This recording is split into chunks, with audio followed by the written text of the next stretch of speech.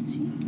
আমি মাত্র ঘিটা মাখালাম, খুব ভালো মেঘনা, এতে কাজু কিশমিশ আছে, ছোঁয়া আছে, এলাচ গুঁড়ো আছে, আর এটা আমার দুধটা ফুটছে, প্রায় ক্ষীর হয়ে এসছে।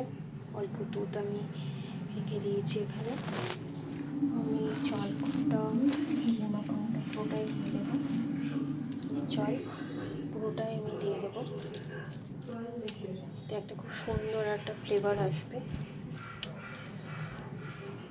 সুন্দর একটা গন্ধ আসছে। আর এই যে চালগুলো দিয়ে দিলাম, আমি এবার দেবো কিশমিশ, কাজু, মানে কিশমিশগুলো আমি দিয়ে দিলাম, কিশমিশ।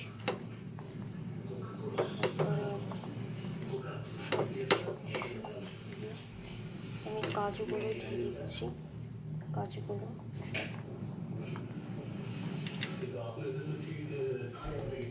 নাড়তে থাকবো, নাড়তে নাড়তে একদম ক্ষীরের পায়েস, খুব সুন্দর খেতে। প্রায় জাস্ট হচ্ছে আস্তে আস্তে।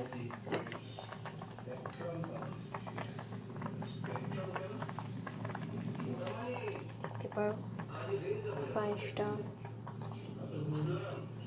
হচ্ছে আস্তে আস্তে, চালগুলো দিলাম। এই হচ্ছে আমার ক্ষীরের পায়েস, সবাই ট্রাই করতে পারো। সামান্য কিছু লাগে, কাজু, কিশমিশ, চিনি, অল্প সুগার, যে যেমন স্বাদ মতন খেতে পারো, এলাচ, চালগুলো প্রায়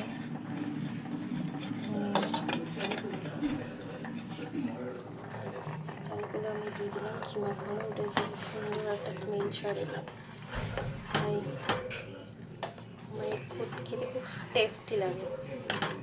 তো আজকে এটা আমার recipe.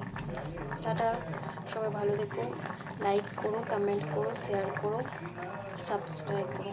Tata, bye, good night. আজকের দিনে স্পেশাল খাবার।